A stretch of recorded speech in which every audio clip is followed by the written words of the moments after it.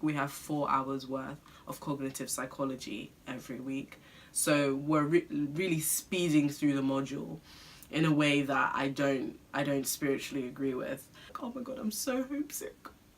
Like, I just want my mommy and my daddy, and I just want to go. I need to get a job. I need to get a job. That's the truth. I need to get a job. Hi guys, welcome back to the My Muse. I've been gone for a long time, but I'm back. I'm here to talk about my second year of university. If you're new here, hi, my name's Ese Kanayo, and I'm a psychology student who vlogs her life, who talks about different careers in psychology, all that kind of stuff. If you like the kind of content I do, don't forget to like and subscribe, and let's begin. So in terms of my update, I'm going to split it into categories. I'm going to be talking about housing, social life, workload, volunteering, homesickness, internships, graduation jobs, boys and church. So if at any time you don't care about what I'm talking about, just look in the description box. There's going to be a timestamp for each of these topics, and you can learn more about what's going on in my life in these different areas. Anyway, let's get straight into the video. So first of all, housing. Now that I'm in my second year of university, I stay in a house with 2 other friends of mine.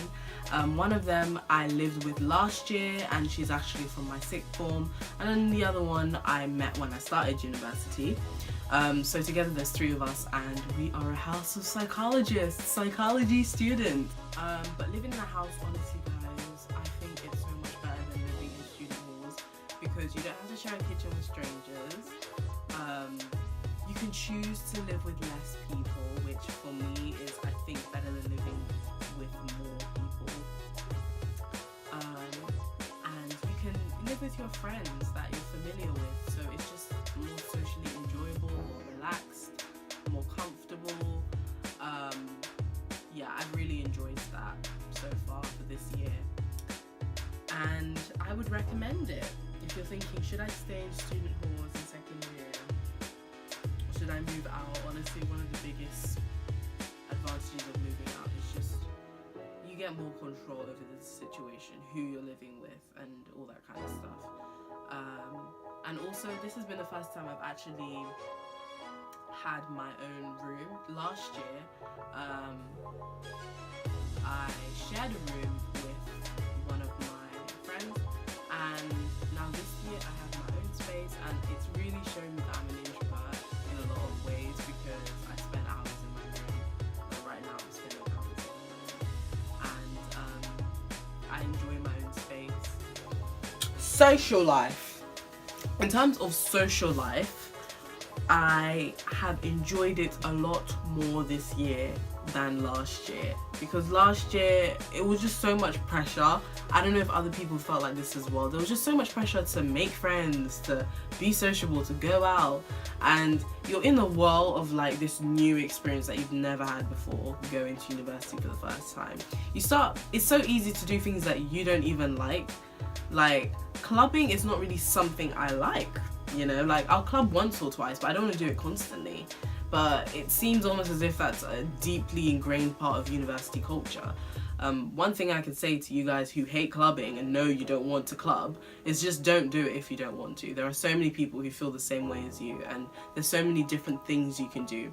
Wintertime, which is usually what you get into when you start university, you know, our summer here in the UK, the last 3 days anyway. You can go ice skating, you can go to the cinema, you can go, what do they call it again, laser tag. You can do all these other things different to clubbing and have a more enjoyable experience that way. Starting second year has just helped me realise that, yeah, clubbing is not something I want to do all the time. And to be honest, a lot of people who initially liked clubbing last year, they don't like doing it as much this year. It's like people just get tired of it. People outgrow it very quickly, basically, even if it means in the space of a year. I haven't really been striving to make loads of friends, and I think that's because I already have what I feel like I need. It is the first time in my life though that I don't feel the need to have as many friends as possible. Like, I don't really care if I'm popular or not. I don't, because that social hierarchy doesn't exist at university, if it did ever in any of your schools. Workload, right. In terms of workload, there is a lot going on in second year. We have 2-hour lectures, like lectures that go on for 2 hours. Do you have 2-hour lessons at school? No. It's disgusting. It's disrespectful, but it's happening. Okay? It's happening to some of us. I don't like 2-hour lectures. They give us like a 10-minute break after an hour. That's not enough for me. An hour of work is equivalent to an hour's worth of a break. My attention span, it just can't handle 2 hours, so I zone out a lot during lectures. And for one of our modules, cognitive psychology, we've got 2 of those 2-hour lectures a week. We have 4 hours worth of cognitive psychology every week. So we're really speeding through the module in a way that I don't spiritually agree with, and it's taken a toll on my well-being. Alright, because I'm trying to get through, like, okay, I'm just looking over at my little checklist. I've crossed off 3 lectures out of many more in cognitive psychology, and we have an exam in January. It's just a lot. And on top of that, we have 2 essays to do for every semester, for this semester, and a lab report that I have due in literally next week Wednesday. So there is a lot going on. The only way you can deal with it is by learning how to manage your time. If at this stage you haven't managed how to do that, you need to find someone that can help you. You need to look it up. You need to get down. Volunteering. So in terms of volunteering, I put this as like a list of things to go through, a topic, because volunteering is very important for psychology students. I volunteer with 3 different organisations at my university, and that is a lot of volunteering, I think. Yeah, it's a lot. And I wouldn't say that everybody should do 3 types of volunteering. It's just that one of them, you don't have to do it constantly, like literally just go on a couple trips a year. The other one is, I think, once a month. Oh yeah, and the other 2 are once a month. So it's not that intense. For one of them, Night Owls, I am a welfare and rota officer. What that means is I make sure that people sign up to shifts and volunteer. And the type of volunteering that they do with Night Owls is you go out on the streets between 11:30 and 3 a.m. and you pick up litter and you help people who are drunk and who need to get home safely. You call them taxis, things like that. So I organise that. Enough people get on, which this year has not been too good, but I organise it anyway. And I just give them a welfare call before and after their shift, just to make sure that everything that happened on shift was okay and that they're okay. They managed to catch up on their sleep, since they are very late shifts. And I think it's going to be very valuable for my CV, but it's also very challenging for me because it puts responsibility on me to organise a certain thing, and it gives me more work to manage around my university work. So I would definitely say I've got a lot going on if you factor in volunteering with the workload. Homesickness. I put this in even though like I don't feel homesick at all, just because I want to let people who are maybe in their first year of university right now and you're like, oh my god, I'm so homesick. Like, I just want my mommy and my daddy and I just want to go. Relax. Homesickness, I don't really think a lot of people feel homesick in second year. People just start to get on with it. You get used to it. Everything gets, into a routine. And I'm not gonna lie, there's a bit of homesickness, to be honest. I do miss my family, my old friends, but it's not to an extent where I feel sad about it. I'm not sad. I know I'm gonna see them soon. It's okay. So yeah, I hope that encourages anybody who's feeling very homesick now, like, oh my god, university is actually not that easy. I didn't think I'd get homesick, but here I am being homesick. It's okay. Loads of people feel homesick in first year and then in second year they don't. or they feel homesick in the first couple months of university, and then after that they're okay. For me, I was homesick for a couple days, which I didn't expect. I expected to be a lot more homesick. And that's another thing about uni, is it will show you that what you thought you knew about yourself, you don't. Like, you expect to react in a certain way to certain things, but then you just don't sometimes. And for me, homesickness was definitely one. Internships. So I applied for an internship which you are meant to complete in the spring semester of second year. So for me, that literally means, I think, between like February or something and May next year in 2019. And I applied for it because it was just an internship that they had tailored for psychology students, and you had to do an interview for it. Like, the first step is to just apply online, and then you have an interview for it. And I got to the interview stage, and I haven't heard back from them yet, but I'm really nervous. Fingers crossed that I got an internship role. But yeah, I don't know how that went. I'll probably give an update about that soon. I really hope I get an internship, because then I'll be able to share with you guys what I'm doing, and also evaluate how useful I think internships are, to be honest, and just put it out on social media for you guys.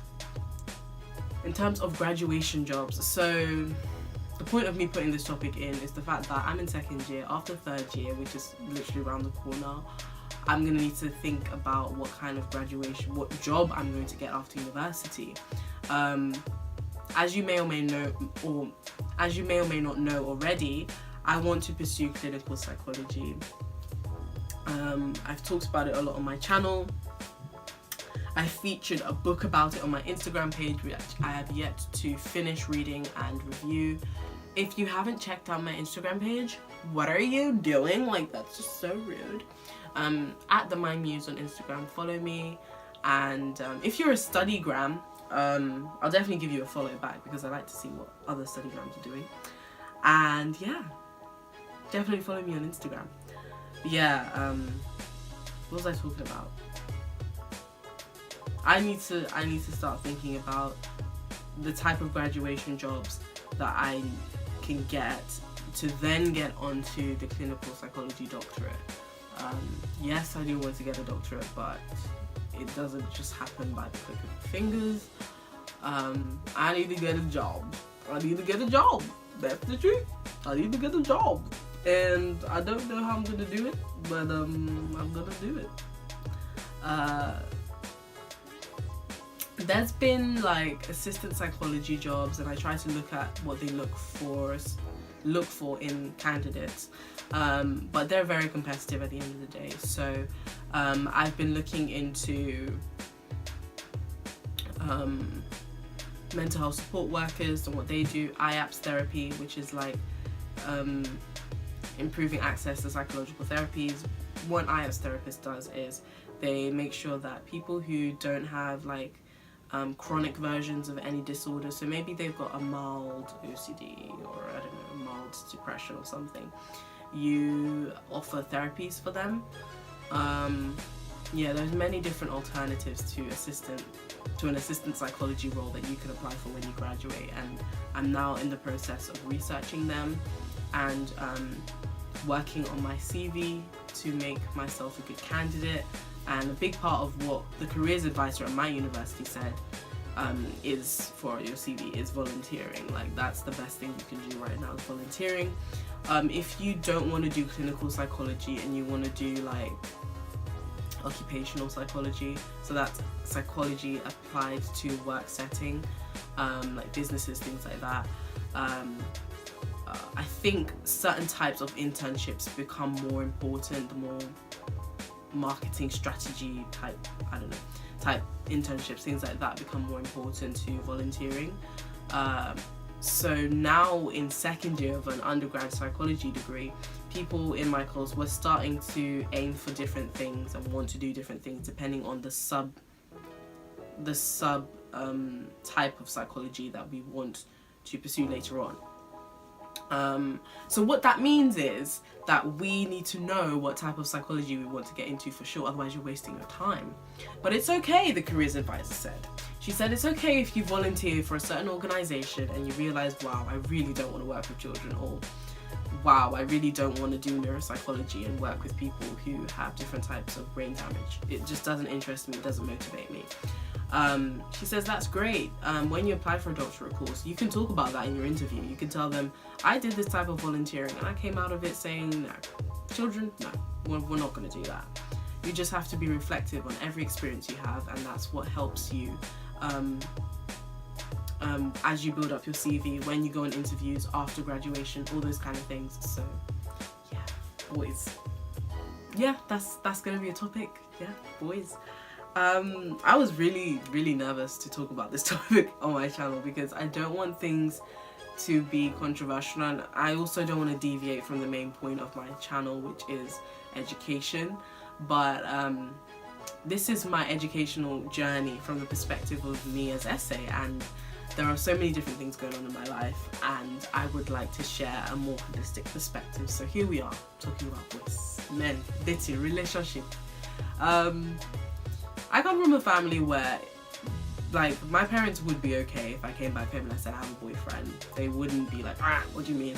There are some people that their parents are not cool with that. But I still have never been in a relationship, and the reason for that is because I'm just like waiting for the right one. No, the reason for that is guys have not approached me, and to be honest, I haven't. Okay, to a certain extent, yeah, I have not really stumbled across a guy that I'm just gonna say is the be or end all.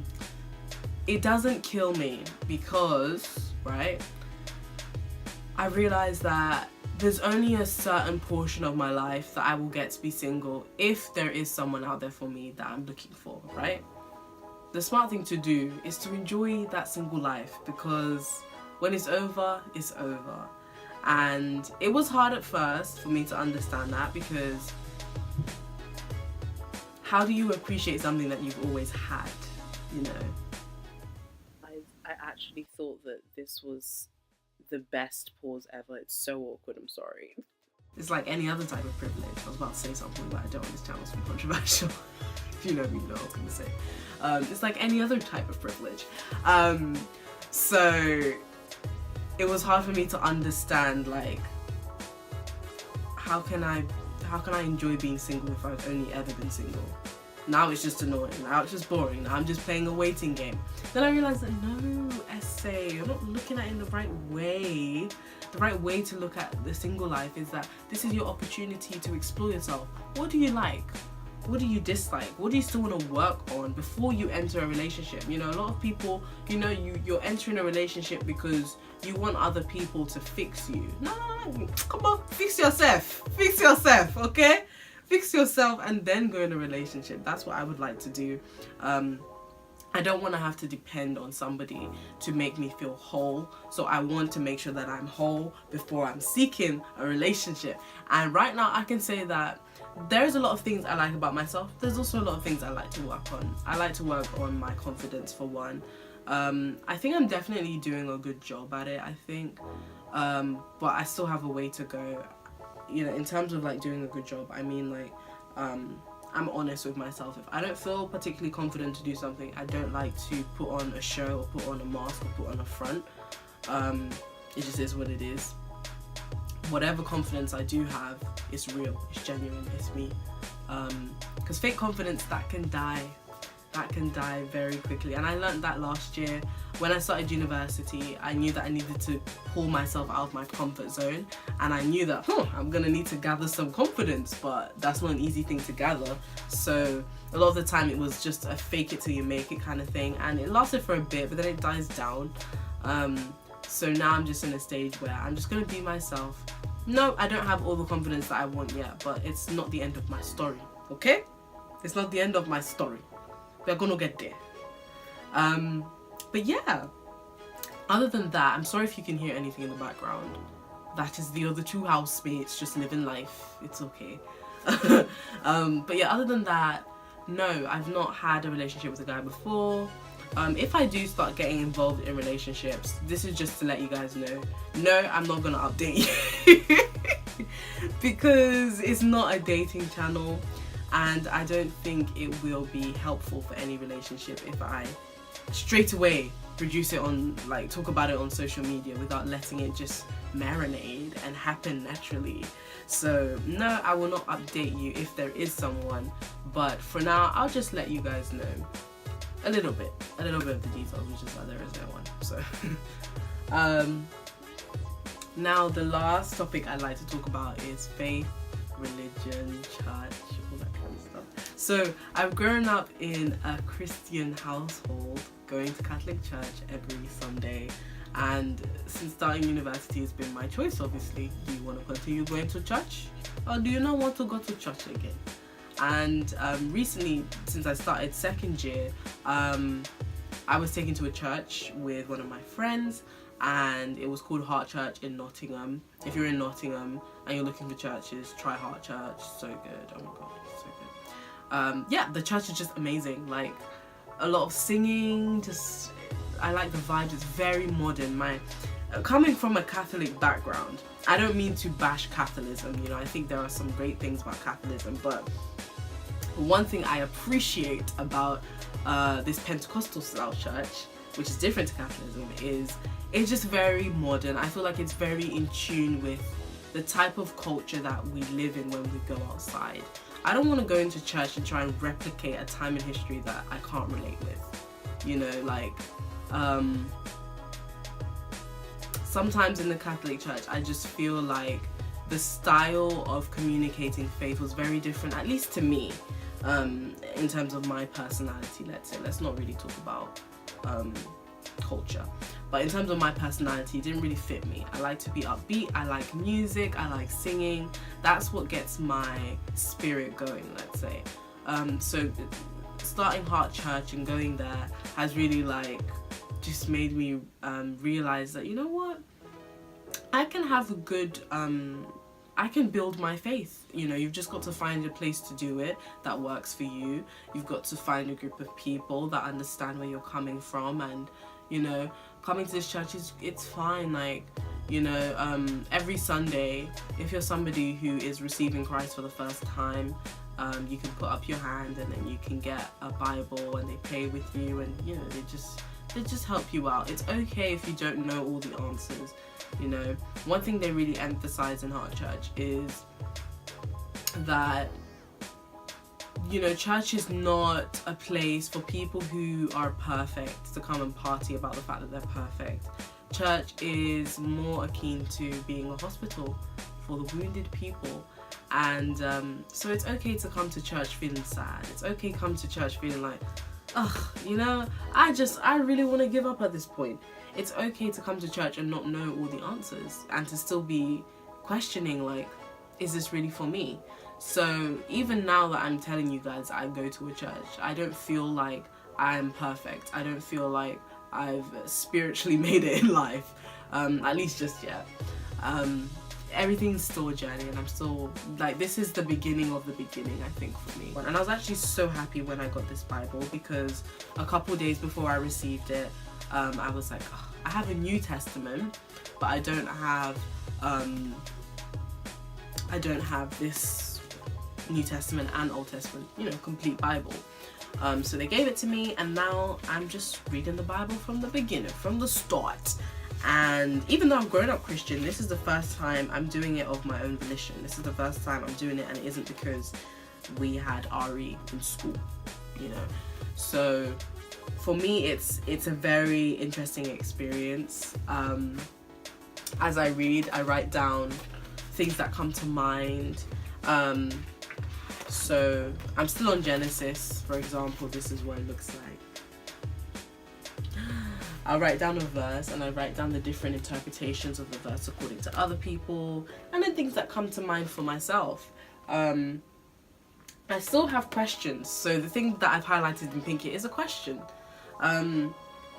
So for example, when God was creating the earth, it says God saw the light was good. My question is, did the light have a consciousness and choose to be good? Was goodness originally separate to light? What is the light? You know, because one thing I've realized about the Bible is that I do not think this is something to be taken literally. I think it's a very figurative piece of text, and I really like that about the Bible, because it means that it's open to your interpretation. You can interpret it in ways that will help you, and that's what makes the Bible work for different types of people. That's one thing I've realized just from the get-go. It's something that you have to read carefully, and also just pray that as you're reading it, God is giving you wisdom to understand what he really meant when different things were written in the Bible. And yeah, so that is me with my faith, and me in second year as a whole. If you guys have any questions you'd want me to ask in a Q&A, please leave it below. I would like to try and start my Q&A. I'd like to do a Q&A, because I've never done a Q&A on this channel before. And another thing I like to say is thank you so much for over 500 subscribers. I'm very happy about that. I find it so weird that I have over 500 subscribers, because it happened while I didn't have any videos out. So yeah. But thank you very much, guys. I'm so appreciative, and I hope you like my content, all you new viewers. And I will see you all in the next video. Bye.